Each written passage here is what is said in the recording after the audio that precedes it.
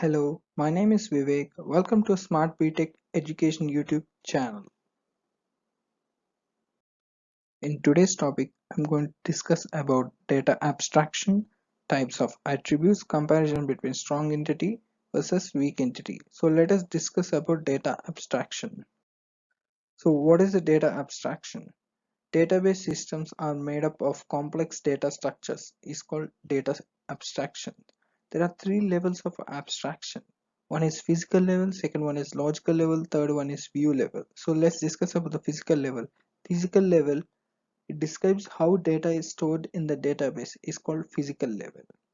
Coming to the logical level, this is the middle level, describes what data is stored in the database, is called logical level. Coming to the third one, view level.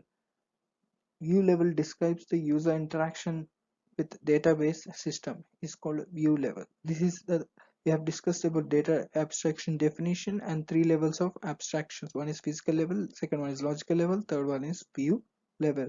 Coming to the another topic, that is types of attributes. There are four types of attributes. One is single valued attribute, second one multi-value attribute, third one compound attribute, fourth one simple attribute. So let us discuss about each attribute. First one, single valued attribute.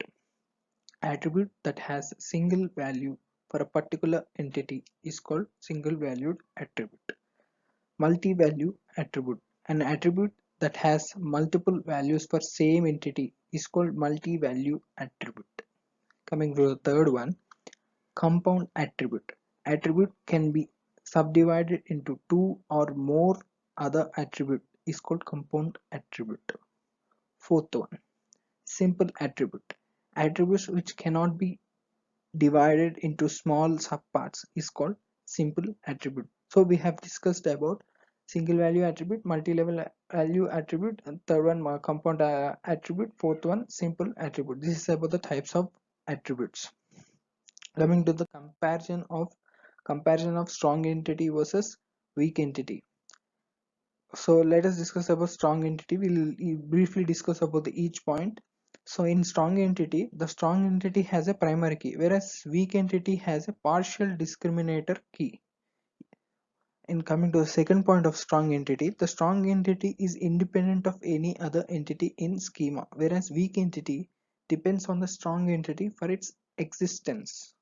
Coming to the third point of strong entity is denoted by a single rectangle, whereas weak entity is denoted with a double rectangle.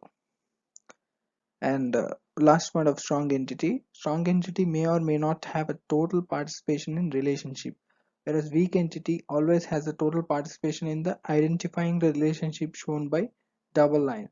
In strong entity, it consists of primary key, whereas weak entity it consists of partial discriminator key. Here it is independent of entity. Here it depends on strong entity for its existence, and it is denoted by single rectangle. It is denoted by double rectangle. Strong entity does not participate in total in relationship. It participates. It identifies the relationship by a double line. This is about the comparison between strong entity and weak entity. In the next video, I'll be discussing about file management system, difference between file management systems and DBMS, and disadvantages of file processing system. If you like this video, hit a like or subscribe to my channel for upcoming videos. Thanks for watching.